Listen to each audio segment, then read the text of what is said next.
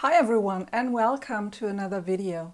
I'm Julia and I'm an illustrator, and today I'm talking about social media again. I've already made a few videos about the topic and I hope that today will be the last time for quite a while.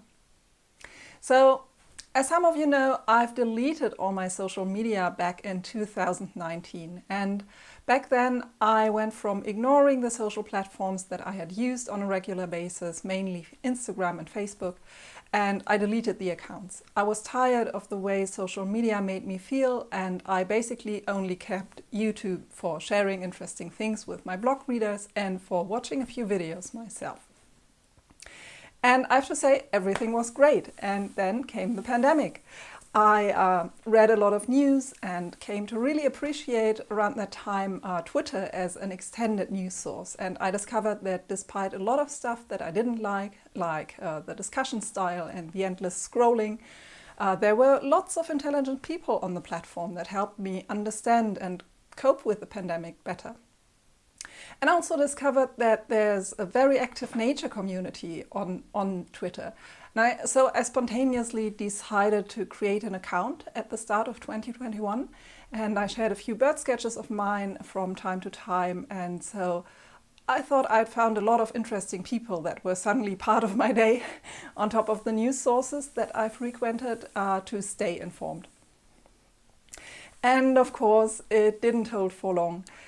Very quickly, I became tired of it, and the individuals and the scientists on there weren't the issue. They are great and were great. It's just the way the information is presented, with the endless scroll that makes you consume it in such a shallow way you can't even process everything you're seeing. It's really way too much input, and it made me anxious. It depleted my energy sources, and I ended up feeling overwhelmed very quickly. My thoughts felt fragmented, and I didn't have the energy to engage a lot with other people. And I have to say, it was not just the political discussion and the doom scrolling when there was a major event, although I'm very concerned about these aspects, the social segregation, the feeling of loneliness that these platforms are producing. And there are lots of studies and books about the subject that I will link down in the info box. So we have seen in the last few years how social media is driving people and entire societies apart, making us more lonely, aggravated, and less likely to talk with the other side. So political and societal radicalization is happening through social media, and it's not what we need when facing the current problems of the world. So technology has crept into every aspect of our lives, often making it more comfortable, but also making us more isolated as people and individuals. And for me personally, it was a mix of those two things. The combination of what is happening in the world because of platforms like Twitter and Facebook, and experiencing again in person what it does to me personally, and why I originally decided against these services back in 2019. And just like that, I went back to that everything's the same scrolling habit that you very quickly develop, no matter how careful you use these services. At least that's true for me. So I found out I'm really just tired of this. And somehow I'm not one of those people who can turn it all off and enjoy the rest of their day. It's great that there are artists who can get value and connection out of their social media profiles, because they definitely can get the word out about your art. But for me, it just doesn't work with these platforms, especially as an artist. I get distracted, tired, I feel bad about me, about my art, and for me, that's just not worth it. And this time on social media, I noticed that I also lost the drive to post anything myself after a few weeks. So I thought, why should I add to the noise? I know my sketches, my work, my illustration is seen and appreciated over here and on my blog, where I can interact with you directly and take my time for these things, do everything on my own terms. And my YouTube channel integrates into that rhythm and doesn't add any additional stress for me. So it's basically just a weekly video. But what most social media platforms force you to do is to consume and create output at a much faster rate. So I realized again, this is not the right format for me. It's just overwhelming, and it was an old feeling. And I think I've spoken to many artists, and a lot of them agreed on this topic. So when I decided to join Twitter, I didn't honestly think that it would be different from the other platforms. It was more of an experiment, and in part sort of my pandemic desperation, I think. And there are definitely aspects of it that I like and people that I've come to really appreciate. There's a lot of interesting science, and there are nature people on Twitter and really fun people too. But it was way too much for me to take in on a daily basis. And for me, this is not enough to justify feeling fragmented and tired and overwhelmed all the time and anxious. I know I'll probably miss some things that I've learned about on Twitter, but I know that I will also stumble upon other things and equally interesting things elsewhere. So I know I won't miss anything vital if I'm not on social media. So in the end, I just deleted my Twitter account. And like all other social networks, they keep your data for an additional 30 days in case you want to come back.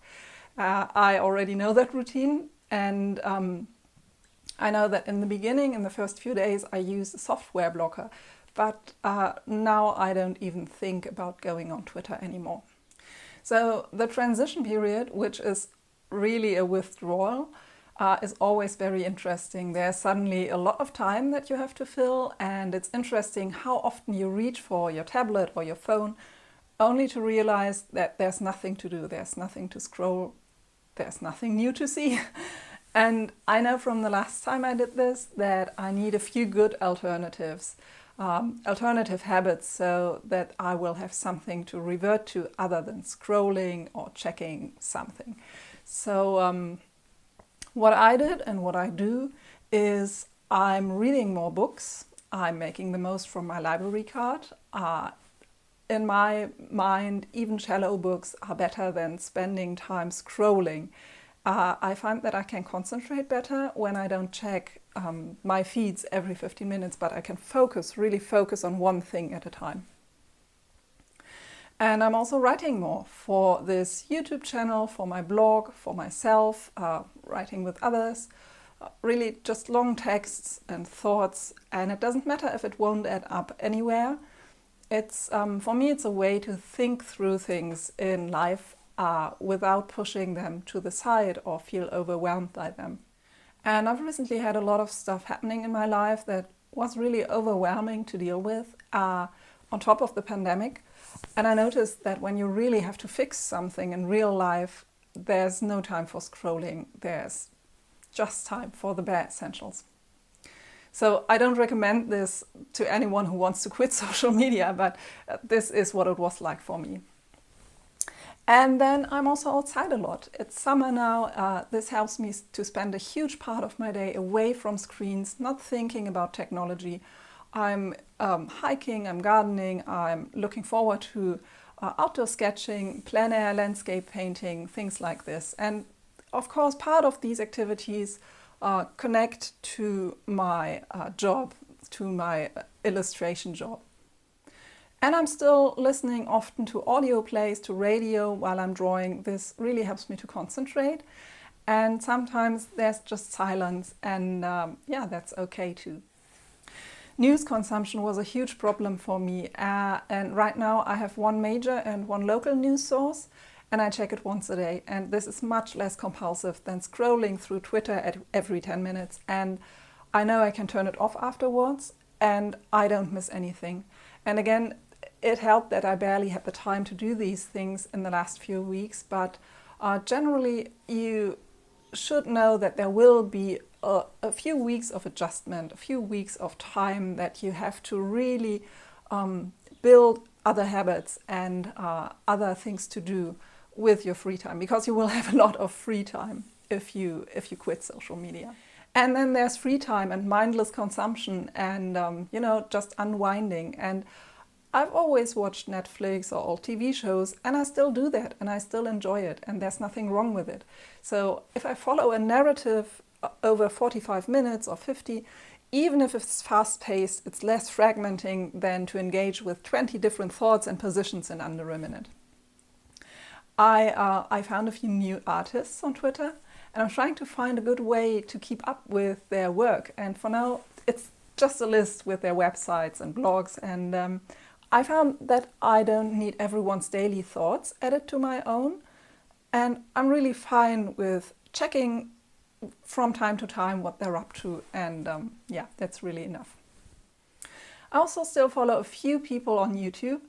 And I like that I usually spend a longer time with the videos, thinking about them or integrating them into my day. So it's more like a conscious decision, and it takes me into one person's life or into one specific topic that I want to know about. And I know that YouTube still counts as somewhat a mix of social media and an entertainment or a learning platform. It has many of the features that keep you glued to the screen, and in the comments it can be a really awful place. But you can turn those off and use YouTube on your own terms if you want to. So what I've done is I've added an add-on to my browser that hides the YouTube feed, the sidebar and the comments. And this is called Distraction Free for YouTube. And this way I don't get sucked into the YouTube recommendation algorithm. I simply type in what I want to see, and then I can search for it. And I find it much less addicting that way. And of course, I still reply to comments under my own videos.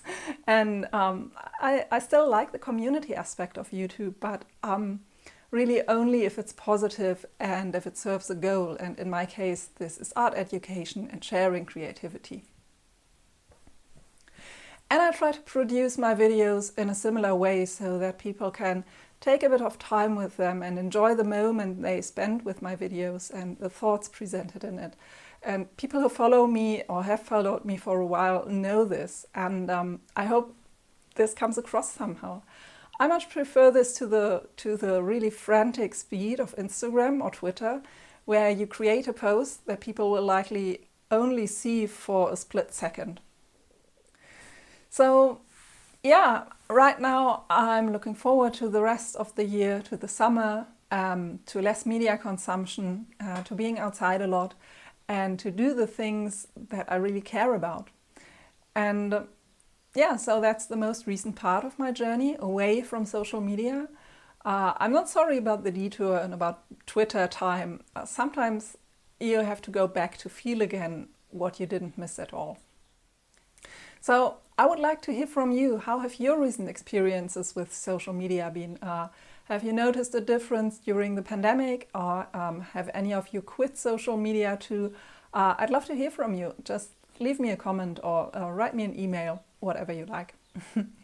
And yeah, with that, that's all for today. I hope you found this video useful, and I'll see you again in the next one. Bye!